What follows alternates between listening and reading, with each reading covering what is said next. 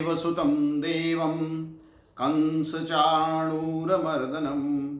देवकी परमानन्दं कृष्णं वन्दे जगद्गुरुं। सर्वोपनिषदो गावो दोग्धा गोपालनन्दनः पार्थो वत्सः सुधीर्भोक्ता दुग्धं गीतामृतं महत्। यह 3 श्लोक हमारे मंगलाचरण के हैं, प्रतिदिन यही रहेंगे। और हमने पिछले पाठ की जो प्रारंभ किया था तो उसमें हमने बोला था कि महाभारत पढ़ने से पहले, और चूंकि गीता भी उसी का भाग है, तो उससे पहले हमें एक और श्लोक का पाठ करना है जो चंचल जी ने किया। तो वह पाठ था, नारायणं नमस्कृत्य नरं चैव नरोत्तमं देवीं सरस्वतीं व्यासं ततो जयमुदीरये। यह अपना गीता के प्रारंभ का एक श्लोक था। अब हम थोड़ा सा समय देंगे पुनरावृत्ति पर। जो हमने पिछली बार पढ़ा था, कुछ बंधु जो उस समय नहीं रहे हों उस पाठ में, उस सत्र में, पिछले शनिवार के में, तो वह भी उससे लाभ उठा सकते हैं। तो हमने जो पिछली बार पढ़ा था, गीता प्रवेशः नाम की जो पुस्तक थी उसका प्रथम भाग हमने प्रारंभ किया था, और उसमें अध्याय 1 था नारायणम नमस्कृत्य, और उसका जो ध्येय था वह संधि के बारे में जानने का था, वह हमने पढ़ा था। इसमें पहले वाला जो अभी श्लोक हमने किया, जो गीता या महाभारत के पढ़ने से पहले करते हैं, वह हमने किया था। और इसके अतिरिक्त हमें ये बात बताई गई थी कि जो महाभारत है इसका जो प्राचीन नाम है वह जय या भारत ग्रंथ है। बाद में इसका नाम महाभारत हो गया। इसमें और भी कई कथाएं उपकथाएं जुड़ गईं और महाभारत एक वृहद ग्रंथ नाम से प्रसिद्ध हुआ। दूसरी इसमें एक द्वितीय बात बताई गई थी कि पूरे महाभारत में 18 की संख्या, अष्टादश संख्या जो है वह बड़ी प्रशस्त है। और हमने इसको सिद्ध किया था कि कैसे प्रशस्त है कि 18 दिन तक महाभारत का युद्ध चला था। महाभारत में 18 पर्व हैं, अष्टादश पर्व हैं। गीता जो श्रीमद् भगवद गीता है उसमें भी 18 अध्याय हैं।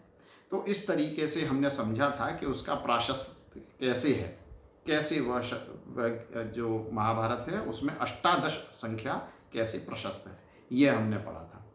इसके अतिरिक्त हमने संहिता पदों के बारे में जाना था कि कई कई पदों को मिलाकर के पास पास रखने से, साथ साथ रखने से संधि होती है, समास होते हैं, और इनसे संहिता पद बनते हैं। जो हम श्लोकों इत्यादि में देखते हैं, कई कई शब्दों को मिलाकर एक शब्द बना दिया जाता है, उनको हम संहिता शब्द कहते हैं। इनके बारे में हमने जाना था और उनका अभ्यास किया था, प्रयास किया था कि हम उनके पदों को विभाग कर सकें और साथ में जोड़ करके एक पद निर्मित कर सकें। इस तरीके का मात्र प्रयास किया था, उसके बारे में कोई अध्ययन नहीं किया था। इसके अतिरिक्त कई सारे अभ्यास हमें दिए गए थे जो पुस्तक में दिए हुए हैं एक्सरसाइज के तरह से, और उसमें हमने कई सारे श्लोकों के जो संहिता पद थे उन पदों को विभाग करके देखा था। इसके अतिरिक्त फिर हमने जो अपनी वर्णमाला है उस वर्णमाला के बारे में ध्यान दिया था, और उसमें स्वर, व्यंजन, इनको पढ़ा था। तो हमने स्वर तक पढ़ा था, और उसके आगे से ये पुनरावृत्ति का कार्यक्रम था। जो पुनरावृत्ति हमने की, पिछला हमने क्या पढ़ा था पिछले सत्र में, अब इस सत्र में हम उससे आगे पढ़ेंगे। मैं अपना स्क्रीन शेयर कर रहा हूँ और सभी जन उस स्क्रीन को देखें, और आगे हम अगला पाठ या आगे का जो प्रथम पाठ का बचा हुआ है उसको हम देखेंगे।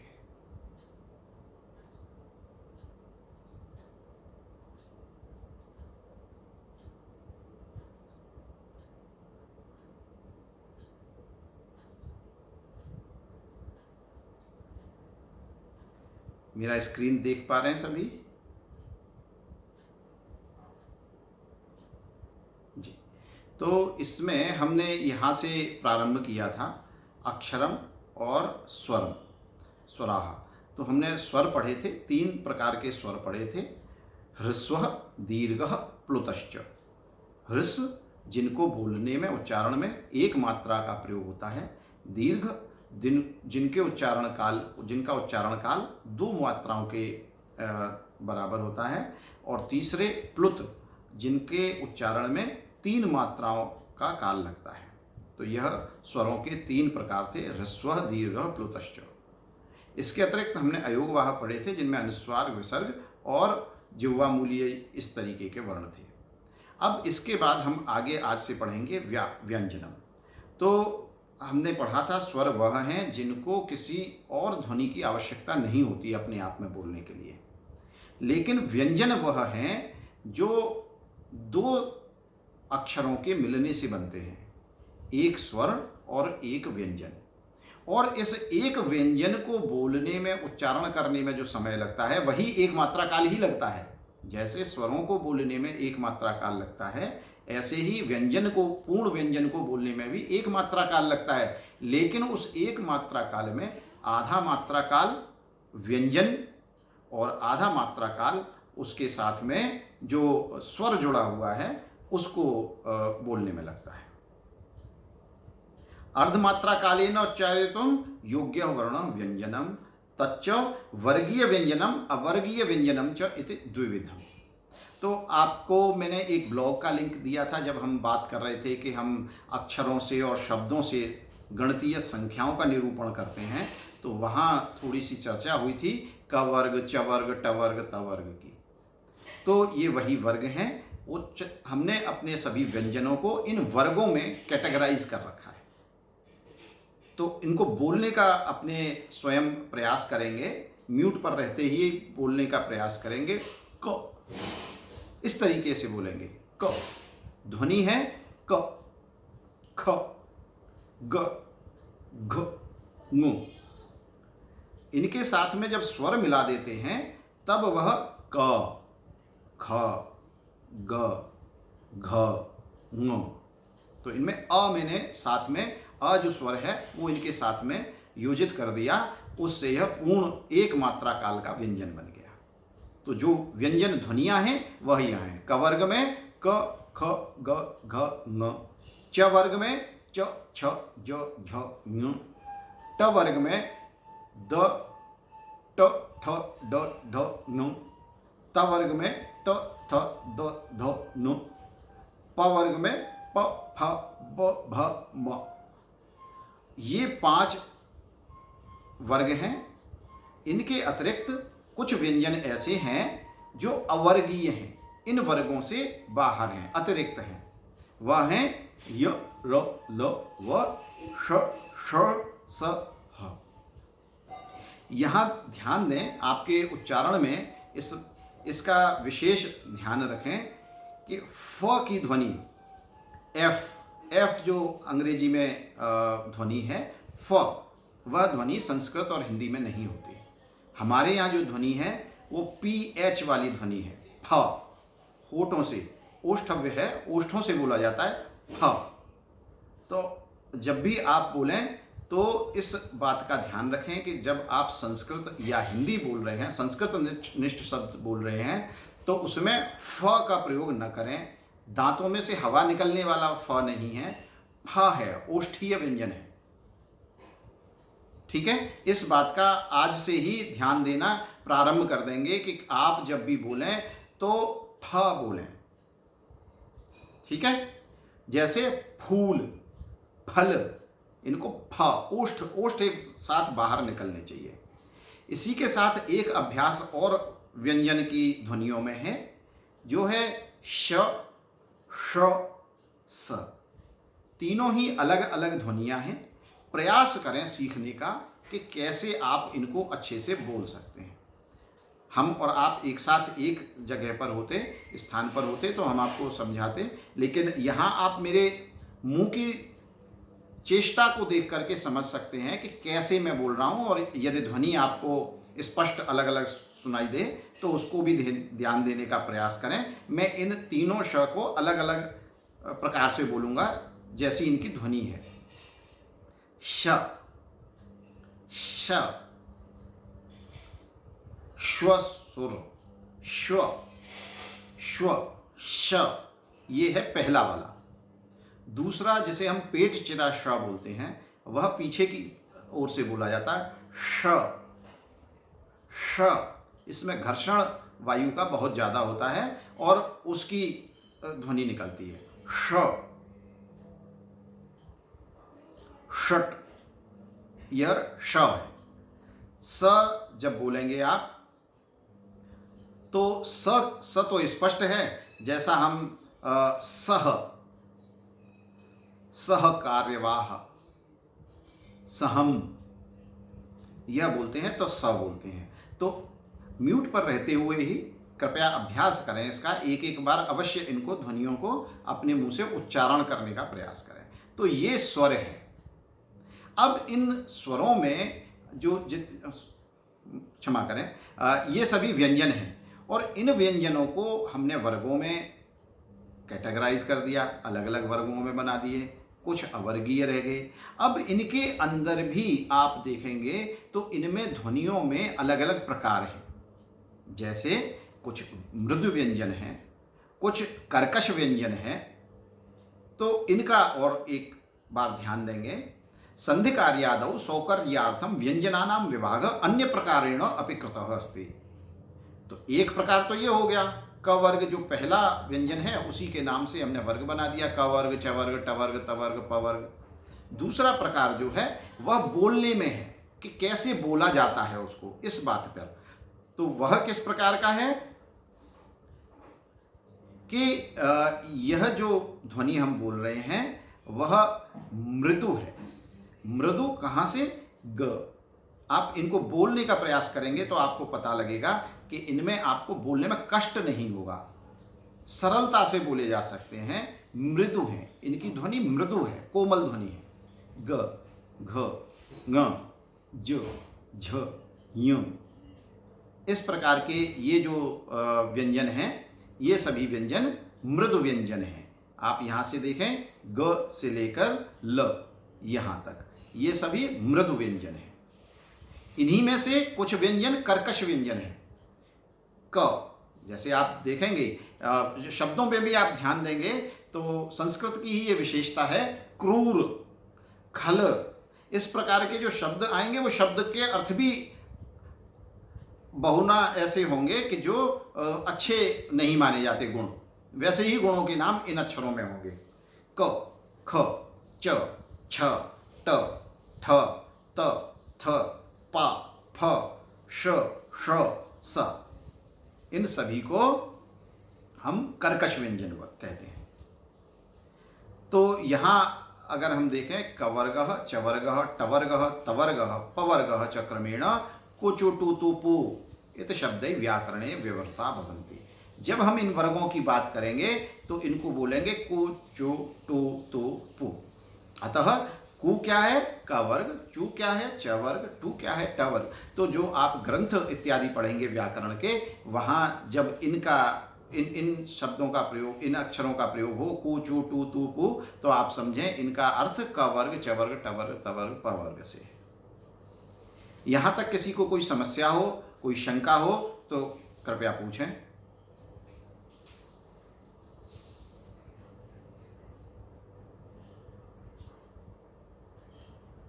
जी जी जी जी जी, वो अलग से आएगा अभी आगे, तब हम उनका ज्ञान करेंगे। ये जितनी भी इनमें इनमें और भी कई तरीके के वर्गीकरण हैं। जैसे ये ऊष्म व्यंजन हैं, अनूष्म हैं, या जैसे क और ख, ग और घ, इनमें वायु तेजी से बाहर निकलती है या कम अल्प प्राण हैं या दीर्घ प्राण हैं। इस तरीके के भी इनमें वर्गीकरण हैं। और भी कई प्रकार के वर्गीकरण हैं। जैसे आपने बताया कि उच्चारण का स्थान क्या है, इस उच्चारण के स्थान के अनुसार उनके अलग अलग वर्गीकरण हैं। ओष्ठव्य हैं, तालव्य हैं, दंतव्य हैं, किस प्रकार के कंठव्य हैं। तो इस प्रकार से भी उनके अलग अलग वर्गीकरण हैं। हमारा उद्देश्य यहाँ मात्र व्यंजन पढ़ना, उनके दो हमने भेद पढ़े, दो तरीके के कैटेगराइजेशन पढ़े। पहला, उनके पहले आद्य जो व्यंजन है उसके नाम से, और दूसरा उनको किस प्रकार से बोला जाता है, वो मृदु हैं या कर्कश हैं। अभी हमने 2 पढ़े हैं, हालांकि जैसे आपने प्रश्न में पूछा तो इनके और भी प्रकार हैं। ठीक है, आगे बढ़ते हैं। और कोई किसी का प्रश्न? जी, आगे बढ़ते हैं। तो हमने स्वर पढ़ लिए, व्यंजन पढ़ लिए, व्यंजन के 2 तरीके के भेद हमने पढ़ लिए, कैसे उनको वर्गीकृत किया गया है। अब आप में से कई जनों ने सुना होगा माहेश्वर सूत्र के बारे में, कि नृत्यावसान समये, जब नृत्य का अवसान हुआ तांडव का, उसके बाद में शंकर जी ने अपने डमरू को बजाया, और डमरू बजाने से उसमें से कुछ व्याकरण के सूत्र निकले, जिनको हम माहेश्वर सूत्र बोलते हैं। महेश्वर के सूत्र, महेश्वर के दिए गए सूत्र शिव के। तो वह जो महेश्वर सूत्र हैं, इनकी चर्चा पाणिनि ने अपने व्याकरण में की, और उन्होंने बताया कि यह किंवदंती है कि पाणिनि ने भगवान शंकर की उपासना की थी, और उससे उन्हें ये माहेश्वर सूत्रों का ज्ञान प्राप्त हुआ, और उसी से उन्होंने पाणिनीय व्याकरण का निर्माण किया। तो हम आप जो भी व्याकरण पढ़ते हैं वह पाणिनीय व्याकरण है। व्याकरण के पुराने भी और ग्रंथ हैं जो आज अधुना प्रचलित नहीं है। आजकल जो हम पढ़ते हैं वो पाणिनीय व्याकरण ही पढ़ते हैं। तो भगवान पाणिनि ने ईश्वर के अनुग्रह से इमानि सूत्राणि प्राप्य व्याकरणम अरचयत, व्याकरण का रचना की। ये कौन कौन से सूत्र हैं? 14 सूत्र हैं, 14 माहेश्वर सूत्राणि, यह सूत्र हैं। इनमें आप ये समझें ये ध्वनियां हैं, अक्षर नहीं है, ये बात को ध्यान रखें, क्योंकि जब डमरू बजा तो उसमें से क्या निकला? उसमें से ध्वनियां निकली, और वो यह ध्वनियां थी। तो पहली ध्वनि थी अयुण, दूसरी ध्वनि रिल रिक, तीसरी ध्वनि ए औं, चौथी ध्वनि ए औच, 5वां सूत्र हयवरट, 6ठा सूत्र लण, 7वां सूत्र यम न न न म, 8वां सूत्र झ भ यु, 9वां सूत्र घ ढ ध श, 10वां सूत्र ज ब ग ड द श, 11वां सूत्र ख फ छ ठ थ च ट त व, 12वां सूत्र क प य, 13वां सूत्र श श स र, और 14वां जो अंतिम सूत्र है वह है हल। तो ये 14 जो हैं ये माहेश्वर सूत्र के नाम से प्रसिद्ध हैं, और पाणिनि ने इन्हीं सूत्रों के आधार पर पूरी व्याकरण की रचना की। तो आपको जितने भी नियम मिलेंगे संधि के, समास के, सभी इन्हीं पर आधारित मिलेंगे। पूरा व्याकरण इन्हीं पर रचा हुआ है, पूरा वर्गीकरण इन्हीं पर रचा हुआ है। इन्हीं सूत्रों के प्रतिपादन के साथ में उन्होंने सिद्धांत दिए व्याकरण के। ठीक है, अब आगे देखते हैं कि एक और टेक्निकल टर्म है संस्कृत का, जिनको बोलते हैं प्रत्याहार। प्रत्याहार क्या होता है कि जब हम कोई सिद्धांत बताते हैं, पाणिनीय व्याकरण का कोई सिद्धांत बताते हैं, तो उसमें अलग अलग ध्वनियों की और अक्षरों की बातें नहीं करते हैं। हम क्या करते हैं, एक शब्द बना देते हैं। जैसे एक संधि का आगे आके नियम पढ़ेंगे, एको यण ची, एक सूत्र है संधि का एको यण ची। अब इक यहां पर जो है, ये इक क्या है, देखिए यहां पहले सूत्र में देखिए अ इ उ नु, और अगले सूत्र में देखिए रिल रे क। तो इक का अर्थ हुआ ई और उ और रे और रे, यहां तक एको यण ची। इनकी जब संधि होती है, आगे पढ़ेंगे हम, इनकी जब संधि होती है तो य में कन्वर्ट हो जाते हैं, य बन जाता है। तो ये ई उ रे रे, ये इक नाम के एक प्रत्याहार से हम इनको दर्शाते हैं। ठीक है, जितने भी सिद्धांत हैं वो इसी प्रकार से दर्शाते हैं। वो एक एक अक्षर नहीं बताते कि ई उ रे रे जब आए तो ऐसा करना है, ऐसा नहीं बताएंगे। वहां बताएंगे एको यणचि। तो एक से आपको समझना है कि एक का अर्थ ये ई से लेकर और क जहां तक है व्यंजन, वहां तक के सभी अक्षर, वहां तक की सभी ध्वनियां, इन सभी को प्रत्याहार बोलते हैं। एक बार इस पैराग्राफ को पढ़ लेते हैं एतेषु चतुर्दशसु माहेश्वर सूत्रेषु अपि स्वर रहितम एकैकम व्यंजनम अंतरे श्रूयते। आपने सभी में देखा कि एक एक व्यंजन सभी के साथ में आया हुआ है, जिनमें पीछे हलंत लगा हुआ है। यथा तेन सहोच्चार्यमाण आदिमः वर्ण मध्ये वर्तमानानां वर्णानां स्वस्य च बोधकः भवति यथा ऐ उन इति सूत्रस्थ।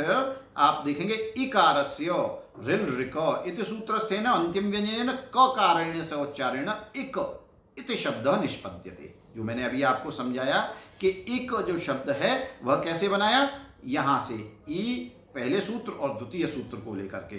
तो जब इक बोलेंगे तो एक का अर्थ होगा ई ओ रे और रे इति वर्णाः उपस्थिता भवन्ति। एवं उपसंहृत्य विवृत्य शब्दः प्रत्याहारः इति व्याकरणे प्रथितः। यही व्याकरण में प्रचलित है, इसी का प्रयोग किया जाता है। स्पष्ट प्रत्यपये केचन प्रत्याहारा अत्र सविवरणं दर्शिताः सन्ति। यहाँ दिए गए हैं, जैसे एक इक का उदाहरण दिया, इसी प्रकार से और भी प्रत्याहार हैं।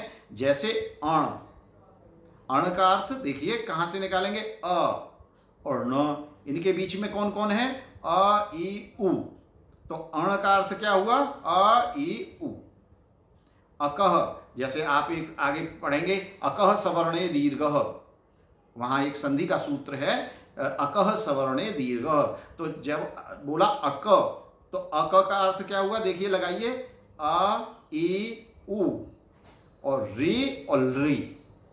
जो अंतिम व्यंजन है हलंत के साथ में, उनको इसमें नहीं गिनते हैं। ठीक है, अ ई उ रे रे, यहां तक क्या हुआ, अकह। तो देखेंगे अक, अ ई उ रे रे। आपको अर्थ से आज समझ में आ गया होगा कि यण, यण कैसे बनेगा। य देखिए कहां है इसमें, य, और य व र ट ल, यहां ल आता है।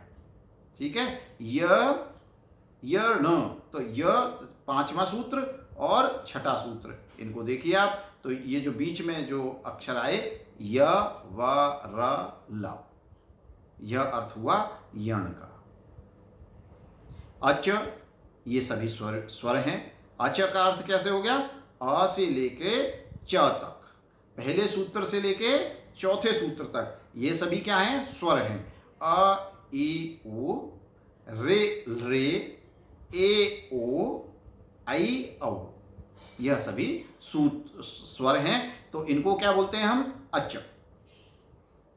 तो जब कभी हम कोई सिद्धांत बताएंगे तो इन्हीं प्रकार के प्रत्याहारों का हम प्रयोग करेंगे। सभी को समझ में आ रहा है ना। मुझे बताएं अगर किसी को इसमें कठिनता हो रही हो, नहीं समझ में आ रहा हो। अब अगर हमें सभी वर्ण बताने हैं, सर्वेपि वर्णाः, तो कहां से कहां तक चलेंगे, देखिए अ से लेके अंतिम क्या है, ल। तो अगर हमने बोला अ ल, इस प्रत्याहार का अर्थ है कि पहले सूत्र से लेकर और अंतिम 14वें सूत्र तक जितने भी ध्वनियां आई हैं वह सभी अल से दिखाई जाएंगी। अल का अर्थ सभी वर्ण। हर्ष, ये मृदु व्यंजनानी है, तो इसी में देखें ह कहाँ है, ह से लेकर और श तक, पांचवें सूत्र से लेके और 13 तक। खर, कर्कश व्यंजनानी, जश वर्गीय तृतीय व्यंजनानी। तो इसी प्रकार से और भी हैं, ऐसा नहीं है कि यही प्रत्याहार हैं, प्रत्याहार और भी हैं। यहां इन प्रत्याहारों के बारे में दो बातें, दो सिद्धांत और बताए।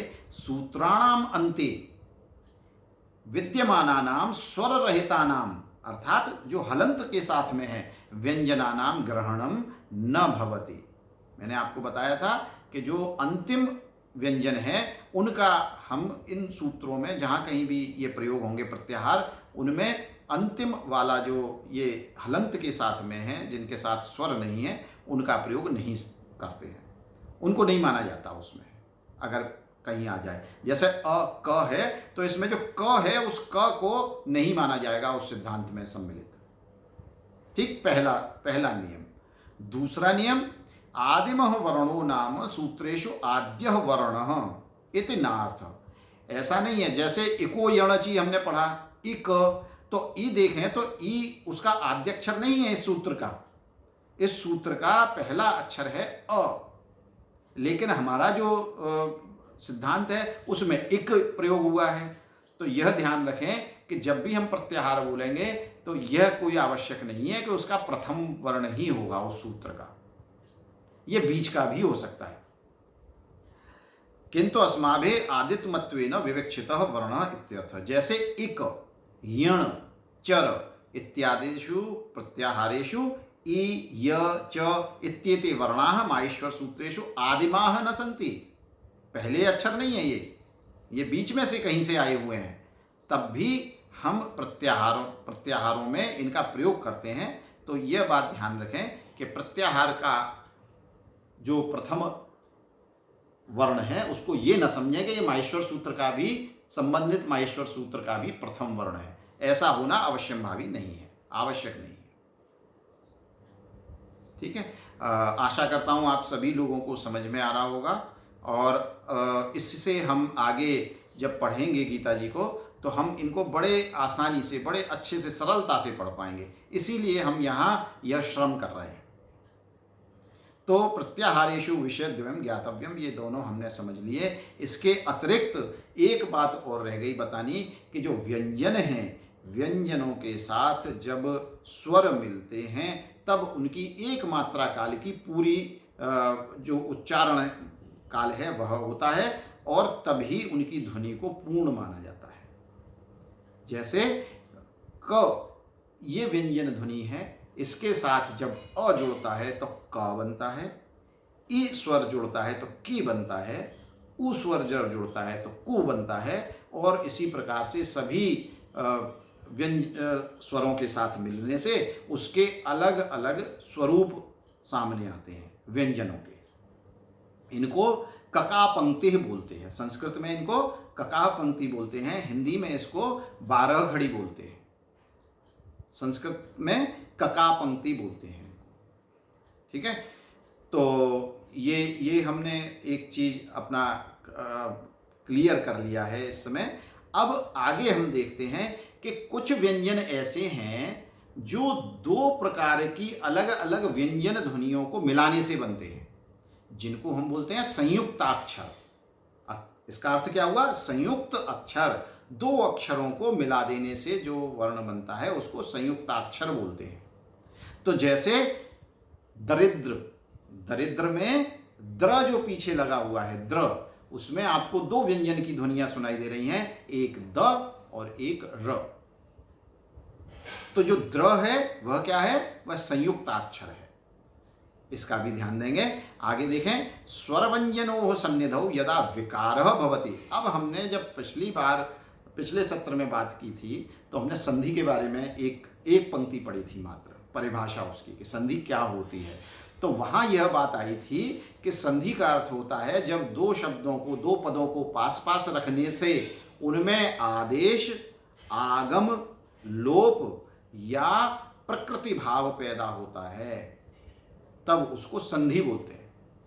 तो चार प्रकार की संधि, मतलब संधि होने की वजह से, के कारण से चार प्रकार के अलग अलग कार्य होते हैं संधि होने से। क्या क्या होते हैं? नंबर प्रथम जो है वह है आदेश।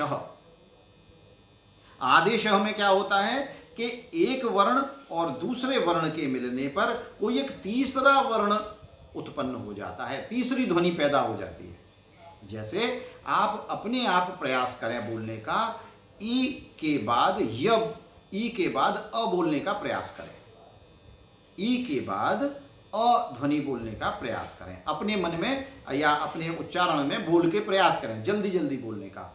इय इय इय इय, जब आप बोलेंगे इय इय इय तो आपको स्वयं ही भान होगा कि मैं ई और अ नहीं बोल रहा हूं, स्वतः ही प्रकृति में मेरे बोलने में यह य की ध्वनि आ रही है। तो यह जो विशेषता है इसको बोलते हैं आदेश। दो वर्णों के मिल जाने पर, दो ध्वनियों के मिल जाने पर कोई तीसरी ध्वनि उत्पन्न हो जाए, इसको आदेश बोलते हैं। तो जैसे दो वर्ण हैं, दो पद हैं, यदि अपि, दो अलग अलग पद हैं। यदि अपि, यदि माने अगर, अपि का अर्थ भी। अब इनको, इनमें हम देखें, इनको अलग अलग करेंगे, अगर इनके अक्षर न्यास को देखेंगे, अक्षर विभाग करेंगे, तो क्या बनेगा? य द, हलंत वाला। और यदि का अर्थ क्या है? द जमा ई, द में ई स्वर जुड़ा हुआ है। और अगले पद को देखेंगे, अग्रिम पद को, तो अग्रिम पद में सबसे पहले अ स्वर है और फिर पी की ध्वनि है। तो ई और अ, इन दोनों को जब हम परस्पर संहिता पद करेंगे, जब इनकी संधि करेंगे, तो इन ई और अ के मिलने से य की ध्वनि प्राप्त होगी और यद्यपि नाम का एक संहिता पद हमें प्राप्त होगा। तो यदि और अपि की संधि करने से यद्यपि, यहां देखें, यद्यपि का अर्थ क्या है? द हलंत के साथ। इस बात को ध्यान रखें, बहुधा पुस्तकों में ये लोग नहीं समझ पाते हैं कि ये क्या लिखा है। ये आधा द है और उसमें नीचे य मिला हुआ है, यद्यपि। जैसे यहां इस पंक्ति में देखेंगे तो यद जमा य प्लस जमा अ, यद्यपि, यह इसका उच्चारण है। तो यह जो प्रक्रिया हुई कि दो वर्णों के मिलने से तीसरा वर्ण उत्पन्न हुआ, इनको बोलते हैं हम आदेश। जहां जहां ऐसा होगा उनको हम बोलेंगे संधि होने से क्या हो गया? आदेश हो गया, आदेश हो गया। ठीक। अब दूसरा देखेंगे आगमः। आगमः क्या होता है? आगमः का मतलब जब दो पदों को परस्पर साथ साथ रखते हैं तो एक नया वर्ण उत्पन्न हो जाए, वह दोनों तो रहे ही, और एक नया वर्ण उत्पन्न हो जाए, इसको बोलते हैं आगमः। वर्णात् पूर्वम परम वा अन्यस्य वर्णस्य उदयः आगमः। वर्ण से पहले या वर्ण के बाद कोई एक नया शब्द, कोई एक नई ध्वनि उत्पन्न हो जाए, कोई नया अक्षर उत्पन्न हो जाए, उसको बोलते हैं आगमः। जैसे संधि का एक उदाहरण दिया, अनिच्छन्न में योजित करना है अपे। तो आप जब देखेंगे तो इसकी ध्वनि क्या बनेगी? अनिच्छन्न पे। तो एक नकार, इसमें एक नकार जो व्यंजन की ध्वनि है वह इसमें अतिरिक्त आ जाती है, इसको आगम बोला जाता है। जैसे श्रीमद और शंकर, शंकराचार्य, जैसे श्रीमद शंकराचार्य, जब इनकी संधि करेंगे तो बोलेंगे श्रीमद शंकराचार्य। ठीक है। तो यह, इसको कहते हैं आगमः। तो आदेश, आगम। तीसरा हमने प्रकार पढ़ा लोपः। संधि करने से क्या होता है? संहिता करने से कभी कभी लोप हो जाता है, कोई एक वर्ण या कोई एक ध्वनि का लोप हो जाता है, वो वहां से हट जाती है, बचती नहीं है। जैसे हमने अभी देखे थे, पिछले जब हम सत्र में पढ़ रहे थे तो वहां पर इस तरीके का प्रयोग आया था, समवेताः युयुत्सवः। ये अलग अलग दो पद हैं। समवेताः, सभी एक साथ, युयुत्सवः, युद्ध की इच्छा वाले। जब इनकी संधि होती है तो जो विसर्ग हैं उन विसर्गों का लोप हो जाता है, वो विसर्ग वहां नहीं रहते हैं। तो इसकी जो संधि होके बना वो क्या बना? समवेता युयुत्सवः। अब आप ये समझिए कि मैं आपको जो ये चीजें बता रहा हूं, आपको अभी शायद ऐसा लगेगा कि भाई ऐसा कैसे हो गया, यहाँ पे विसर्ग क्यों गायब हो गया, यहाँ पर आदेश क्यों हुआ। कृपया अपना माइक म्यूट कर लेंगे जो भी महोदय अभी जुड़े हैं। तो आपको अभी ऐसा लगेगा कि ये किस नियम के अंतर्गत हो रहा है, ये हो कैसे रहा है। कहीं पे विसर्ग हटा देते हैं, कहीं पे नई ध्वनि बन जाती है, कहीं पे एक और वर्ण आ जाता है, तो यह होता कैसे है। यह संधियों के नियम है जो हम आगे और विवरण में पढ़ेंगे। लेकिन अभी आपको यह समझ लेना है कि ये चार प्रकार हैं, ये चार काम हो जाते हैं। कौन सा? पहला आदेशः, दूसरा आगमः, तीसरा लोपः, चौथा एक और प्रकार है जहां कुछ भी नहीं होता किंतु संधि हो जाती है, जिसको प्रकृति भावः बोलते हैं। प्रकृति माने, प्रकृति का अर्थ होता है जो जैसा है वैसा रहे। ये प्रकृति है। जो उनकी प्राचीन स्थिति है, जो पूर्व स्थिति है, वैसे ही रहें, वह प्रकृति भाव है। तो निमित्ते सत्यपि लोपादेह अभाव प्रकृति भाव। लोपादेह, लोप इत्यादि जो अभी हमने ऊपर पढ़े, इनमें से कुछ भी न हो तो उसको हम प्रकृति भाव बोलते हैं। जैसे यहाँ देखिए, अनादि और उभौ, इन दो पदों का संधि किया गया है। तो ई और उ, इन दोनों का संधि होनी है, और इन दोनों की संधि होने से य की ध्वनि पैदा होनी चाहिए। लेकिन जो इनकी संधि बनती है वह अनादि उभौ, जैसे ये पहले थे वैसे ही ये रह जाते हैं, अनादि उभौ। और यहाँ देखेंगे ये जो कोष्ठकों में लिखी हैं, ये श्लोक संख्या लिखी हुई है, अर्थात 13वें अध्याय का 19वां श्लोक है, जिसमें अनादि उभौ नाम का पद आया है। ठीक है, तो आप खोल करके भी देख सकते हैं, और जिनके पास गीता की पुस्तक हैं और अन्वय इत्यादि हैं तो उनमें देख सकते हैं। उनमें ये आपको स्पष्ट दिखाई देगा कि यहाँ संधि तो हुई, लेकिन संधि के बाद में कोई भी परिवर्तन नहीं हुआ, दोनों पद वैसे के वैसे ही साथ में रखे हुए हैं। तो इसको प्रकृति भाव बोलते हैं। तो हमने बोला कि संधि जब भी होती है तो इन चारों में से कोई एक कार्य हो जाता है। संधि के बारे में हमने इतना जान लिया। यहाँ अभ्यास हैं इन्हीं संधियों के, मैं आपको ये पेज भेजूंगा, आप अपना घर